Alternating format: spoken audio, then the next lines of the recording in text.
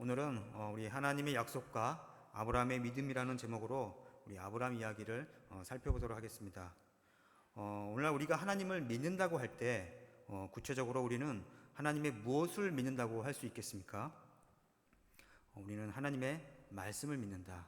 아니면 우리가 하나님의 약속을 믿고 따른다는 것입니다. 여러분, 하나님은 우리의 눈으로 볼 수 없는 대상입니다. 우리는 없는 대상을 믿는 것이 아니라 다만 보이지 않는 대상을 믿고 있습니다. 아브라함은 성경도 없는 시대에 하나님을 믿고 따라서 순종했습니다. 왜냐하면 하나님께서 아브라함에게 약속하신 것이 있기 때문입니다. 아브라함은 하나님을 그 어떤 대상보다도 신뢰했기 때문에 하나님께서는 반드시 그 약속을 지키시라는 것을 믿어왔습니다. 아브라함은 이해력이 빠른 사람이었습니다. 옳고 그름을 분별할 줄 아는 그런 지혜로운 사람이었기 때문에 진짜 자신이 바랐던 신을 만나자 자신의 생명을 다해 하나님을 따랐습니다. 아브라함에게 있어 최고의 가치는 하나님이었습니다. 아브라함은 하나님이라는 신은 반드시 약속을 지키시는 분이라는 것을 알고 믿어왔습니다. 그렇다면 하나님께서 아브라함에게 주신 그 약속은 무엇이겠습니까? 하나님께서는 아브라함에게 저 하늘의 것을 주신다고 하신 게 아닙니다. 오히려 땅의 것, 아브라함이 소망하는 것을 주신다고 약속하셨습니다. 그래서 아브라함은 그 약속을 바라보며 하나님을 믿고 따랐다는 것입니다. 아브라함도 땅의 것을 소망하는 한 인간에 불과했습니다. 그렇다면 아브라함이 이 땅에서 그토록 소망하는 것이 무엇이었겠습니까? 오늘 본문에서 이 아브라함의 마음의 소원이 잘 나타나 있을 것입니다. 그래서 우리 15장 먼저 보시기 전에 12장에서 14절에 보시면 이 가나안 땅에 거하기 시작한 이 아브라함의 삶에 여러 사건들이 있었던 것을 우리가 살펴볼 수 있습니다. 아브라함이 이 흉년에 이집트로 내려가게 된 사건이 있었죠. 그래서 그 아내의 살해의 일 때문에 이 아브라함의 형편이 좀 부유해지는 그런 사건들이 있었습니다. 그리고 또 조카 롯과의 이 소유 문제로 인해서 갈라지게 된 이 사건도 있었고요. 또한 조카 롯을 구하기 위해서 아브라함의 길리고 훈련시킨 이 318인을 통해 이 그둘라 오멜과 그와 함께한 4개 연합급을 이 기습하여서 이 물리친 사건이 있었습니다. 이런 일련의 사건이 얼마의 기간 동안에 일어난 사건인지 몰라도 이 상당히 짧은 시간 안에 일어났다는 것입니다. 여러분, 아브라함은 이 가나안 땅에 들어온 지 얼마 안 되는 이 나그네에 불과합니다. 그런데 아브라함이 이 자신의 재산과 생명을 위협하는 이 여러 사건들 속에서도 하나님으로부터 받은 은혜가 많았다는 것입니다. 여러분, 간단히 말해서 부와 명예를 아브라함은 얻은 것이죠. 또한 그뿐만 아니라 이 아브라함과 가까이 지내는 여러 이웃 족속들에게도 신뢰를 얻어왔습니다. 그런데 이런 아브라함에게도 채워지지 않는 정말 애가 타도록 이 소원하는 무엇인가가 있었다는 것입니다. 아무리 부나 명예가 크다 할지라도 아브라함에게는 별 가치가 없어 보였습니다. 이런 아브라함의 마음을 하나님이 모르셨을까요? 그렇기 때문에 하나님께서는 이 아브라함의 마음에 소원하는 것을 약속하고 계시는 것입니다. 아니, 어쩌면 그 이상의 복을 아브라함에게 약속하시는 것이죠. 그런데 시간이 좀 걸린다는 것입니다. 하나님을 믿고 따라왔지만 아브라함은 애가 타게 되는 것입니다. 이런 아브라함의 마음을 또 읽고 계시는 하나님은 아브라함을 어떻게 지켜보고 계실겠습니까? 그러니까 우리 믿음의 본보기 되는 이 아브라함이라 할지라도 그 믿음이 처음부터 완전하지 않았다는 것입니다. 우리와 같이 인간적인 이 감정에 흔들릴 수 있는 그런 사람이었다는 것이죠. 15장 우리 1절 말씀 살펴보겠습니다. 이후에 여호와의 말씀이 환상 중에 아브라함에게 임하여 이르시되 아브라함아 두려워하지 말라 나는 내 방패요 너희 지극히 큰 상급이니라. 그래서 이후에라는 말이 이 앞에 사건이 있었죠.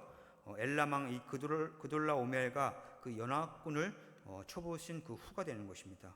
그래서 그 후라고 하지만 정확하게 얼마의 시간이 흘렀는지는 모릅니다. 이때 아브라함의 나이도 정확하게 얼마인지 모르겠지만 85세 전인 것 같습니다. 이때 하나님께서 아브라함을 찾아오신 것입니다. 무슨 이유로 찾아오셨겠습니까? 1절 밑에 보면 하나님께서 이렇게 말씀하시죠. 나는 내 방패요 너희 지극히 큰 상급이니라. 이런 말을 하시죠. 그래서 여기서 이 상급이라는 이 말이 나오는데 히브리어로 이 사카르라고 합니다. 그 뜻은 우리 임금 아니면 보수, 이 상급이라는, 그래서 이 보상의 의미가 담겨 있다는 것입니다. 그러니까 하나님께서 이런 보상의 의미로 이렇게 물어보시니까 이때 아브라함이 말하게 되죠. 네, 대답합니다. 2절에 보시면 아브라함이 이르되 주 여호와여 무엇을 내게 주시려 하나이까 나는 자식이 없사오니 나의 상속자는 이 다메섹 사람 엘리에셀이니이다. 3절까지 보겠습니다. 아브라함이 또 이르되 주께서 내게 씨를 주지 아니하셨으니 내 집에서 길린 자가 내 상속자가 될 것이니이다.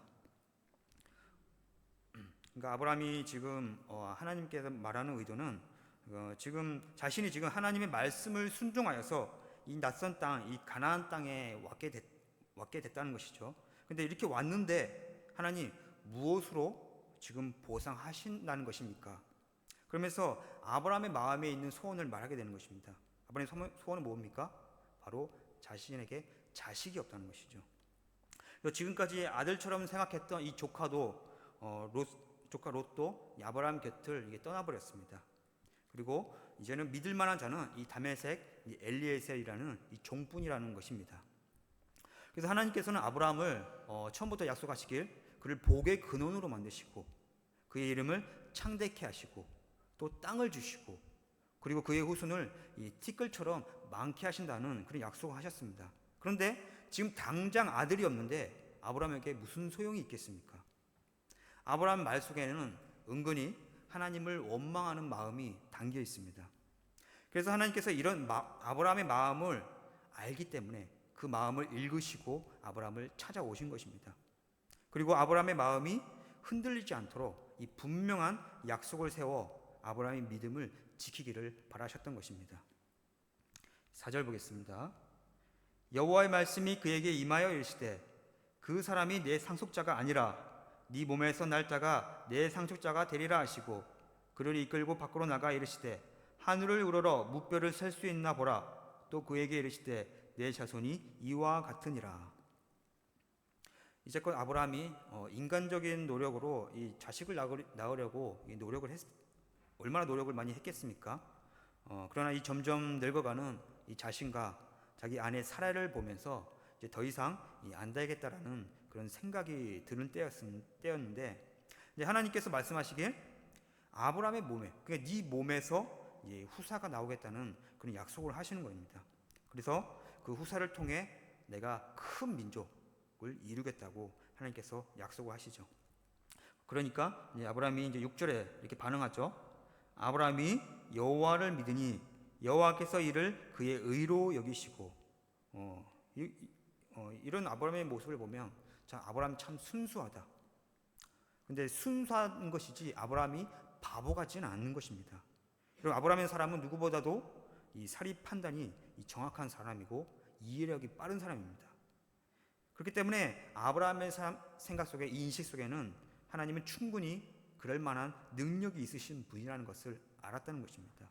반드시 그 약속을 지키실 것도 아브라함은 알았다는 것입니다. 7절 보겠습니다. 또 그에게 이르시되 나는 이 땅을 내게 주어 소유를 삼게 하려고 너를 갈대아인의 우르에서 이끌어낸 여호와니라. 지난 시간에도 이제 말씀드렸지만 이제 갈대아 우르에서 아브라함을 직접 부르신 건 아니시죠. 그 아버지, 그러니까 아브라함의 아버지 데라를 통해서 부르셨지만 그 모든 과정이 아브라함 너를 부르시는 과정이었다는 것을 아브라함에게 알리시는 겁니다. 그러니까 아브라함의 생각이 이런 생각이 드는 겁니다.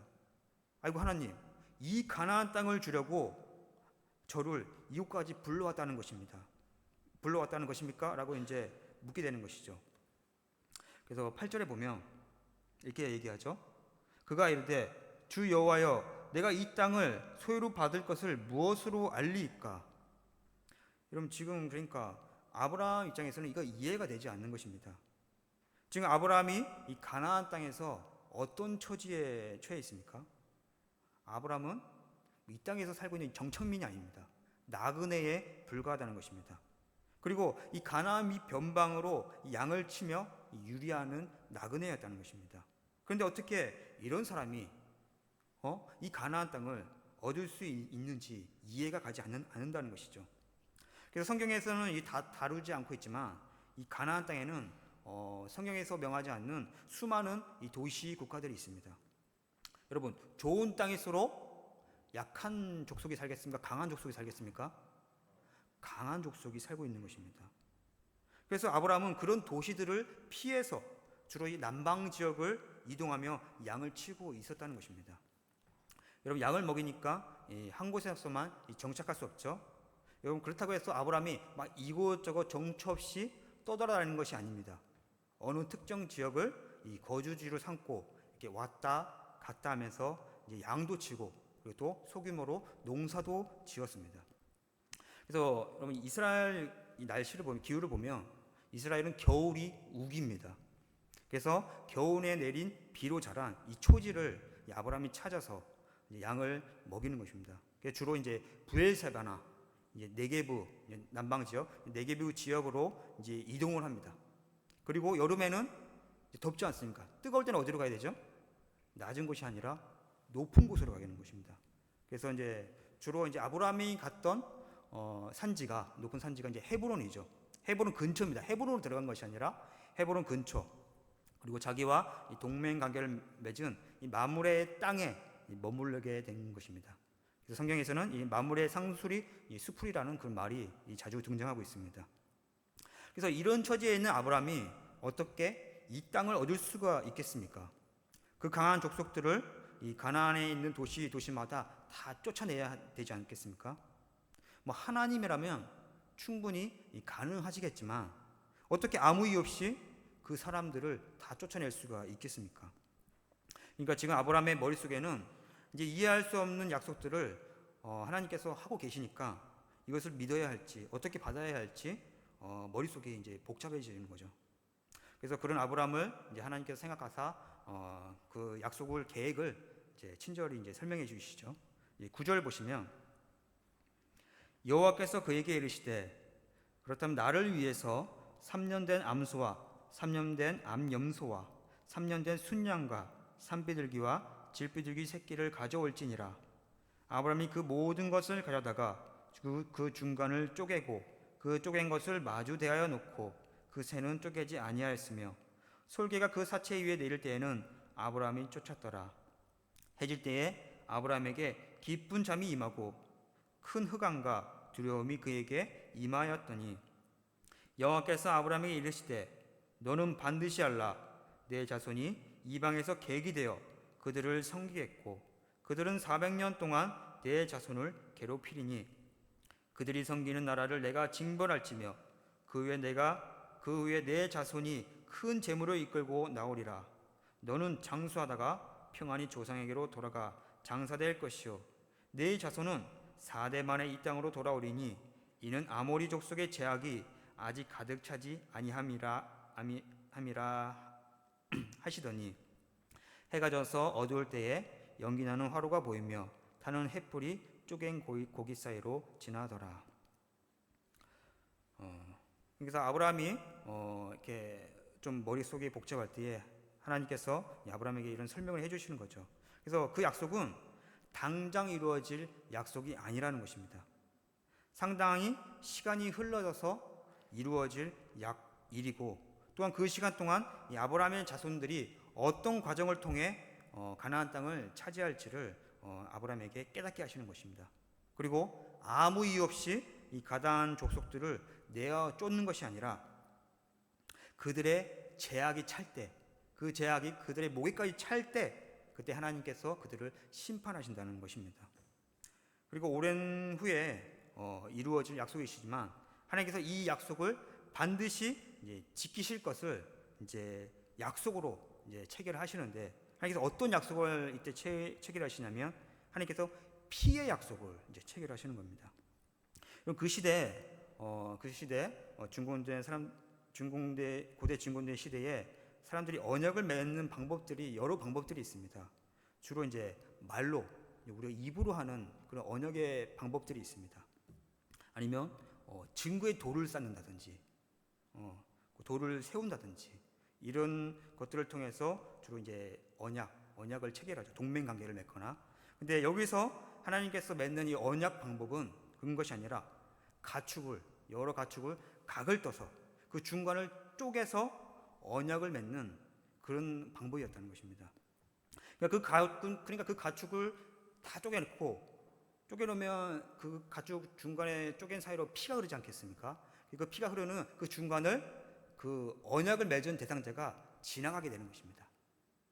그래서 그 약속을 지킬 때 그들이 어떤 심정으로 지키냐면 이 약속을 물을 수 없다는 것입니다. 만약에 이 언약을 무르게 된다면 어떻게 되냐? 피의 대가를 치러야 된다는 것이죠.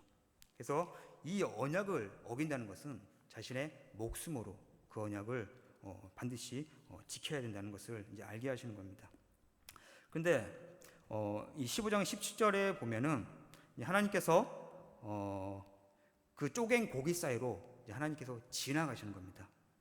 해가 져서 어두울 때에 연기 나는 이 화로가 보이며 타는 횃불이 쪼갠 고기 사이로 지나가더라. 그러니까 하나님께서 그 불로써 그 제물들을 태우시면서 지나가시는 거죠.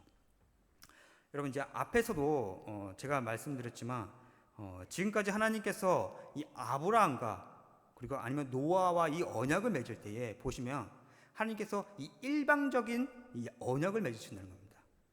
그러니까 어떤 우리 약속을 맺으면 이 쌍방 간에 이 양방 간에 어떤 의무를 다해야 되지 않습니까? 근데 하나님 쪽에서만 의무를 다하는 겁니다. 내가 이 약속을 반드시 지킬 것이다. 그러니까 너는 이렇게 하란 말이 없습니다. 내가 지킬 것이다. 내가 이 약속을 이루어질 것이다. 이 말을 우리가 보통 편무적 언약이라고 합니다. 그러니까 한쪽에서만 의무를 지고 지키는 언약이다. 그래서 하나님께서는 이 약속을 지킬 때 자신의 어떤 모든 것을 다해서 이 언약을 지키신다는 것을 이제 보여주시는 것이죠.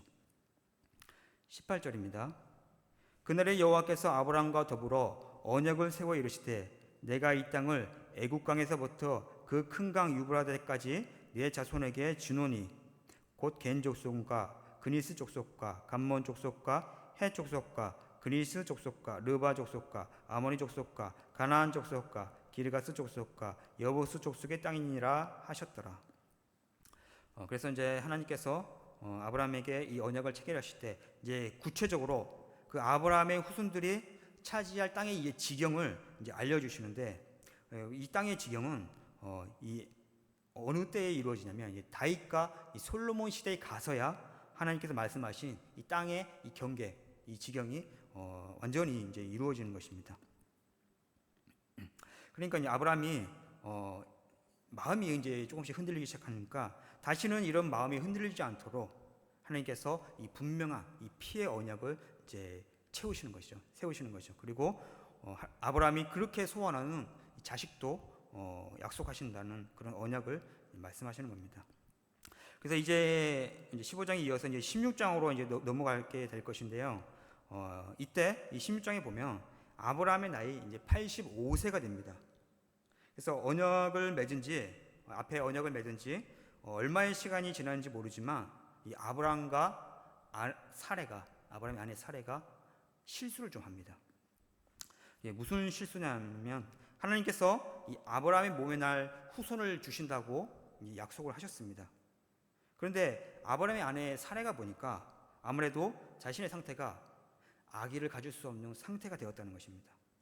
이제 생리가 끊어진 것인지 이제 생리가 정상적이지 않는 것인지 모르겠지만 더 이상 이 희망이 없다는 것을 이제 인식하게 된 것이죠.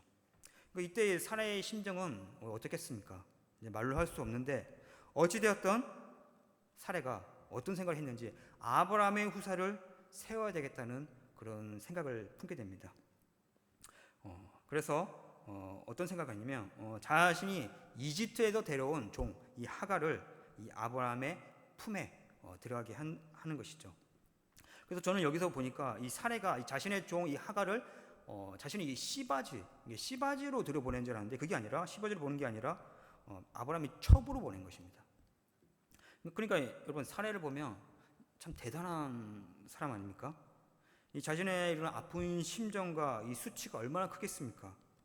그런데도 불구하고 어떻게 이런 결정을 했는지 보면 그만큼 어떻게 보면 이 아브라함의 아내 사례가 아브라함을 이 존중히 여겼다는 그런 뜻이 담겨 있겠죠. 자, 그런데 어찌됐든 이때부터 아브라함의 가정에 이 평화가 깨집니다. 아브라함과 그리고 사례의 마음속에 이 편할 날이 없는 것이죠. 16장 4절 우리 한번 보시겠습니다. 아브라함이 하갈과 동침하였더니 하갈이 임신하매 그가 자신의 임신함을 알고 그의 여주인을 멸시한지라. 여기서 이제 하갈이 좀 심한 거죠. 하갈이 좀 잘못한 겁니다. 자기 주인의 아픈 마음을 헤아린다면 이러면 안 되는데 사례의 수치와 이제 억울함이 이제 더 커져가니까 이제 사례는 어떻겠습니까? 어떻게든 그 마음이 너무 수치스럽고 너무 속이 상하니까 이 원망하는 마음이 드는 겁니다. 여러분 이때 사례는 누구를 원망하겠습니까? 하나님을 원망한 것이 아니라 자기 남편을 원망하는 것입니다. 어떻게 보면 이건 자기가 벌인 일 아닙니까? 그래서 사라는 자기 자신을 원망하는 것이 아니라 자기 남편을 향해 이제 원망하고 있는 것이죠. 5절 보시면 사례가 아브라함에게 이르되 내가 받는 모욕은 당신이 받아야 옳도다. 내가 나의 여종을 당신의 품에 두었거늘 그가 자신의 임신함을 알고 나를 멸시하니 당신과 나 사이에 여호와께서 판단하시기를 원하노라. 그러니까 사례가 이제 속이 상해서 이제 하는 소리죠. 정말 사례의 말대로 아브라함의 탓인지 아닌지는 따져봐야 알겠지만 그렇다고 해서 아브라함이 자기 아내에게 뭐 이렇다 저렇다 따질 그런 인물이 아닙니다. 이런 따져봐야 아브라함의 마음만 상할 뿐이고 그리고 또한 더욱이 사례의 마음을 더 아프게 할 뿐이라는 것을 아브라함이 잘 알기 때문에 이제 아무런 말도 하지 않는 것이죠. 그래 이때부터 이제 사례의 마음도 그렇지만 이제 아브라함의 고충도 이만저만이 아닙니다. 여러분 이때 아브라함의 심정은 어떻겠습니까? 누구인가에게 하소연하고 싶은 그런 마음이 들지 않겠습니까? 여러분 그래서 우리 인간관계에 있어서 가장 해결하기 어려운 문제가 아마도 이 가정의 문제가 아닐까 이게 생각이 되는 것입니다. 우리 부부 관계가 있고 부모 자식 간의 관계가 있고 또 고부 간의 관계가 있지 않습니까? 여러분 이런 관계 속에서 일어나는 일들은 대부분 보면 뭐 돈으로든 뭐 법으로든 이렇게 해결할 수 있는 그런 쉬운 문제가 아닙니다. 오히려 남하고 생긴 인간적인 문제는 해결할 방법이 어떻게든 있습니다. 뭐 돈으로 해결하든 아니면 무릎을 꿇든 아니면 형벌을 받든 어떤 대가를 지불하면 그 문제가 이제 해결이 되는 경우가 많이 있거든요. 우리 16장 6절 보겠습니다. 아브라함이 사라에게 이르되 당신의 여종은 당신의 수중에 있으니 당신의 눈에 좋을 대로 그에게 행하라 하매 사라가 하갈을 학대하였더니 하갈이 사라 앞에서 도망하였더라. 여호와의 사자가 광야의 샘물 곁 곧 술길 샘 곁에서 그를 만나 이르되 사라의 여종 하갈아 네가 어디서 왔으며 어디로 가느냐. 그가 이르되 나는 내 여주인의 사례를 피하여 도망하나이다. 여호와의 사자가 그에게 이르되 내 주인에게로 돌아가서 그 수하에 복종하라. 여호와의 사자가 또 그에게 이르되 내가 내 씨를 크게 번성하여 그 수가 많아 셀 수 없게 하리라. 여호와의 사자가 또 그에게 이르되 내가 임신하였은즉 아들을 낳으리니 그 이름을 이스마엘이라 하라. 이는 여호와께서 내 고통을 들으셨음이니라. 그가 사람 중에 들나귀같이 되리니 그의 손이 모든 사람을 치겠고 모든 사람의 손이 그를 칠지며 그 모든 형제와 대항해서 살리라 하니라. 하갈이 자기에게 이르신 여호와의 이름을 나를 살피시는 하나님이라 하였으니 이는 내가 어떻게 여기서 나를 살피시는 하나님을 배웠는고 함이라. 이러므로 그 샘을 부엘라 헤로이라 불렀으며 그것은 가데스 베레 사이에 있더라. 그래서 이제 결국에는 이 도망갔던 하갈이 다시 여주인에게로 이제 다시 돌아오게 되죠. 근데 여기서 이제 하나님께서 하갈에게 너무 많은 은혜를 베푸게 됩니다. 물론 하갈이 이제 잘한 것도 있는 것이 아닌데 아브라함과 사라의 실수로 하갈이 아브라함의 씨를 가졌다 할지라도 이는 아브라함의 후사가 될 인물이 아니지 않습니까? 그래서 하나님의 어떤 그 은혜를 보시면은 너무나 많은 은혜를 하갈에게 주신 것 같습니다. 근데 그 결과가 어떻게 됩니까? 이 하갈의 아들 이 이스마엘의 후손들이 이 아랍인들이죠. 이 아랍인들이 오늘 이 과거 역사 속에서 오늘날도 그렇지만 얼마나 많은 전쟁과 이 종교 문제 그리고 얼마나 많은 피를 흘렸겠습니까? 여러분 중동은 항상 이제 시끄럽고 살벌하지 않습니까? 여러분 요한계시록의 이 마지막 전쟁을 보면 이 이스마엘의 후손들이 또 연관이 되어 있습니다. 물론 이 여종의 신은까지도 이 살피시는 우리 하나님의 우리 인자하심을 우리는 잘 알고 있지만 굳이 이 이스마엘의 후손들을 이렇게 번성시키는지 이 하나님의 계획을 우리는 잘 모르겠다는 것입니다. 그러나 언젠가 이게 때가 되면 또 하나님의 또 계획이 무엇인지 알 때가 있지 않을까 싶습니다. 15절 살펴보겠습니다. 하갈이 아브라함의 아들을 낳음에 아브라함이 하갈이 낳은 그 아들을 이름하여 이스마엘이라 하였더라. 하갈이 아브라함에게 이스마엘을 낳았을 때에 아브라함이 86세였더라. 그래서 이스마엘이 태어나고 이때 아브라함의 나이 이제 86세가 되었습니다. 그리고 이제 시간이 갑자기 이제 훌쩍 지나게 됩니다. 그래서 이스마엘의 나이 이제 14세가 되고 아브라함의 나이 99세가 되었습니다. 그리고 사레는 89세가 된 거죠. 여러분 이쯤 되면 더 이상 사레에게 희망이 없는 것입니다. 더 이상 자식을 잉태한다는 그런 소망을 가질 수가 없는 것입니다. 불가능한 것이죠.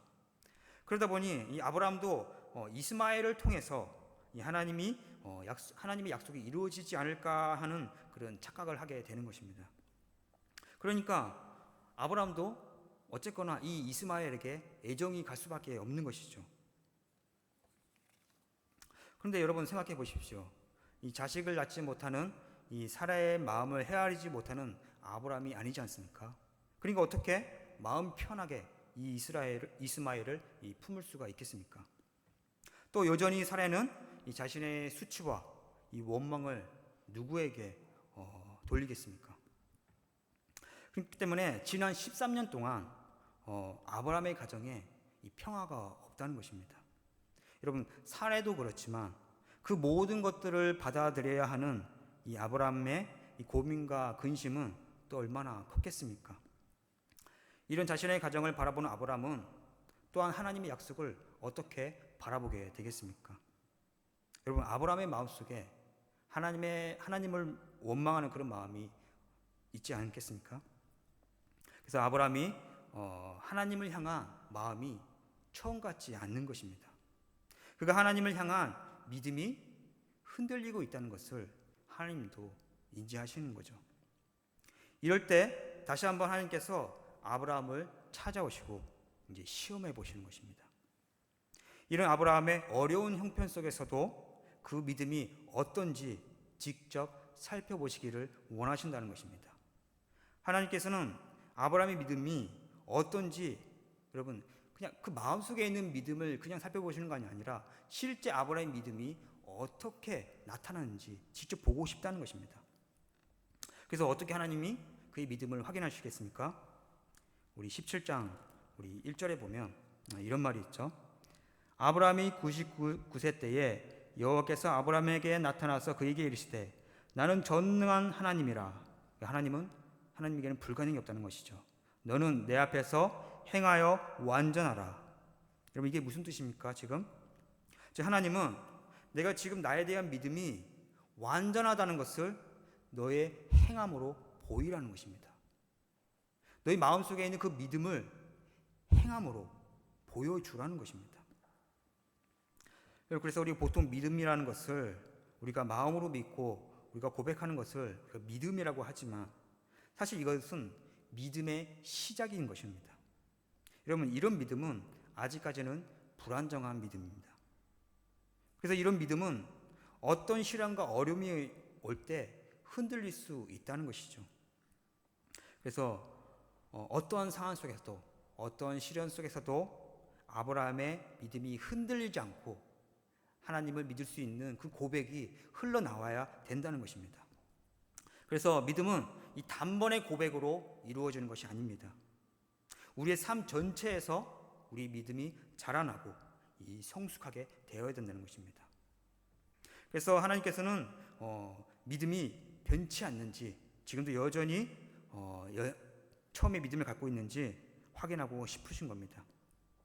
그래서 이때까지 하나님께서는 아브라함을 향해 약속을 맺을 때 일반적인 약속을 하셨죠. 편무적 언약, 하나님의 의무를 다하는, 하나님의 의무를 다하는 그 언약을 맺으셨는데, 이제는 그것이 아니라 쌍무적 언약, 양방에서 의무를 다하는, 쌍방에서 의무를 서로 지는 그런 언약 관계를 맺게 됩니다. 그래서 내가 너와 내 자손에게 대한 이제 의무를 준다는 것입니다. 아브라함에게. 그래서 그 의무를 줄 것인데 그 약속을 지키라는 것입니다. 네가 나의 약속을 믿고 있다는 것을 네가 행하는 그 의무를 당해서 보이라는 것입니다. 여러분, 여기서 구원을 위해서 행하라는 말은 그런 말이 아니죠. 네가 나의 약속을 믿고 있다는 것을 너도 의무를 행함으로 증명해 보라는 것입니다. 그러니까 행함 있는 믿음을 보이라는 것이죠. 왜냐하면 아브라함이 흔들리고 있기 때문입니다. 우리 2절 보겠습니다. 내가 내 언약을 나와 너 사이에 두어 너를 크게 번성하게 하리라 하시니 아브라함이 엎드렸더니 하나님 또 그에게 말씀하여 이르시되 보라 내 언약이 너와 함께 있으니 너는 여러 민족의 아버지가 될지라 이제후로는 내 이름을 아브라함이라 하지 아니하고 아브라함이라 하리니 이는 내가 너를 여러 민족의 아버지가 되게 함이니라. 내가 너로 심히 번성하게 하리니 내가 내게서 민족들이 나게 하며 왕들이 내게로부터 나오리라. 내가 내 언약을 나와 너 및 내 대대 후손 사이에 세워서 영원한 언약을 삼고 너와 내 후손의 하나님이 되리라. 내가 너와 내 후손에게 내가 거류하는 이 땅 곧 가나안 땅 온 땅을 주어 영원한 기업이 되게 하고 나는 그들의 하나님이 되리라. 그래서 지금 하나님께서 믿음이 온전치 못하게 흔들리고 있는 이 아브라함을 향해 이제 약속을 이렇게 이루어질 것이라는 것을 다시 한번 이제 각인시켜 줍니다. 그러니까 너도 자꾸 이렇게 애매모호하게 행동하지 말고 내가 너에게 주는 명령을 지킴으로 믿음을 증명해 보라는 겁니다.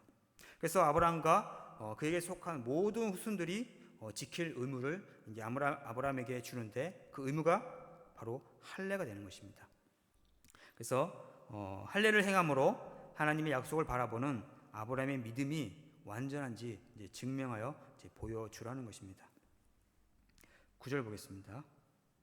하나님이 또 아브라함에게 이르시되 그런즉 너는 내 언약을 지키고 내 후손도 대대로 지키라. 너희 중 남자는 다 할례를 받으라. 이것이 나와 너희와 너희 후손 사이에 지킬 내 언약이니라. 너희는 포피를 베어라. 이것이 나와 너희 사이에 언약의 표징이니라. 너희는 대대로 모든 남자는 집에서 낳은 자나 또는 너희 자손이 아니라 이방 사람에게서 돈으로 산 자를 막론하고 난 지 8일 만에 할례를 받을 것이라. 너희 집에서 난 자든지 너희 돈으로 산 자든지 할례를 받아야 하리니 이에 내 언약이 너희 살에 있어 영원한 언약이 되려니와 할례를 받지 아니한 남자 곧 그 포피를 베지 아니한 자는 백성 중에서 끊어지리니 그가 내 언약을 배반하였음이니라. 여러분, 지금이야 우리가 이제 병원에서 미생 시설을 갖추고 마취도 하고 우리가 이렇게 할례라는 것을 간단하게 이제 시술을 하지만 아브라함 시대에 이 할례를 행한다는 것은 상당히 고통스러운 일이 되는 것이죠. 그리고 아브라함에 속한 이 모든 남자가 이 할례를 행한다. 여러분, 이건 결코 쉬운 문제가 아닙니다. 왜냐하면 여러분, 아브라함의 남자들이 그 할례의 고통으로 인해서 괴로워할 때에 여러분 이 고통이 하루 만에 끝나는 그런 고통이 아닙니다. 여러 일 동안 그 고통들이 이루어질 것인데 여러분 이때에 그 주변의 족속들이 나쁜 마음을 품고 아브라함에게 속한 남자들 모두 죽이고 아브라함의 소유와 모든 것들을 빼앗아 가게 된다면 어떻겠습니까? 그러니까 여러분, 그 당시 아브라함에게 있어, 여러분, 지금의 할례가 아닙니다. 그 당시 아브라함에게 있어 할례라는 것은 목숨을 걸고 행해야 하는 그런 행동이라는 것입니다. 15절 보겠습니다. 하나님이 또 아브라함에게 이르시되 내 아내 사레는 이름을 사레라 하지 말고 사라라 하라. 내가 그에게 복을 주어 그가 내게 아들을 낳아 주게 하며 내가 그에게 복을 주어 그를 여러 민족의 어머니가 되게 하리니 민족의 여러 왕이 그에게서 나리라. 아브라함이 엎드려 웃으며 마음속으로 이르되 100세 된 사람이 어찌 자식을 낳을까? 사라는 99세니 어찌 출산하리요 하고 아브라함이 이에 하나님께 아뢰되 이스마엘이나 하나님 앞에 살기를 원하나이다. 이제 아브라함의 마음속에는 이제 더 이상 자신과 이제 사라는 이제 아이를 낳을 수 없는 몸이기 때문에 자신의 마음속에 이제 이스마엘이 자신의 이제 후사가 될 거라는 것을 믿고 있었던 것이죠. 그런데 이 사라의 몸에서 이 아브라함의 아들이 태어난다는 것을 듣자 아브라함이 이제 웃고 있는 것입니다. 네, 아브라함도 그렇지만 이 사라가 들으면 얼마나 이 실웃음이 나겠습니까? 여러분, 이를 아시고 하나님께서 그 아이가 태어나갈랑 그의 이름을 이삭이라고 지라고 하는 거죠. 이츠하크, 이제 웃음. 그러니까 하나님께서는 믿어 의심치 않고 따라와준 이 아브라함의 가정에 무언가 주고 싶었던 겁니다. 아브라함에게 웃음을 주고 싶었습니다. 그리고 행복을 주고 싶었던 것입니다. 그럼 이런 복의 약속이 아브라함에게 이루어지려면 아브라함은 어떻게 해야 됩니까? 할례를 행함으로 하나님의 약속을 믿고 있다는 것을 증명해야 된다는 것입니다. 여러분, 근데 쉽지 않은 일이라고 했죠. 아브라함에게 위험이 처할 수도 있는 그런 일입니다. 하지만 자신의 생명과 안전을 아브라함은 하나님께 맡기고 아브라함과 그에 속한 남자들은 다 할례를 행합니다. 왜냐하면 불가능을 가능케 하시는 이 전능하신 하나님을 믿었기 때문입니다. 여러분, 아브라함이 할례를 행하는 자세는 진지했습니다. 그리고 성실했습니다. 또한 자신의 목숨을 건 이 충성됨으로 아브라함은 할례를 행했던 것입니다. 이런 아브라함의 삶의 자세를 하나님께서 확인하시고 그의 믿음을 살피셨다는 것입니다. 여러분, 행하여 완전하라. 이제 이 말씀은 하나님을 믿는 모든 성도들에게 있어 피할 수 없는 그런 말씀입니다.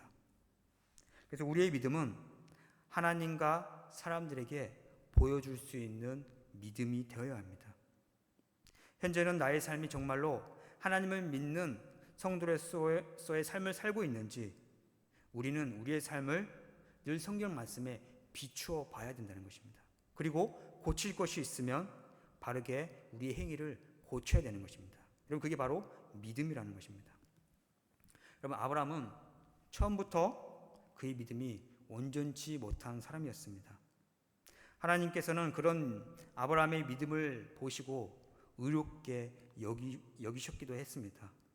그가 처한 어려운 상황 속에도 하나님을 믿는 믿음이 흔들리기도 했지만 그러나 아브라함이 흔들리는 것이지 하나님의 약속이 흔들리는 것이 아니었습니다.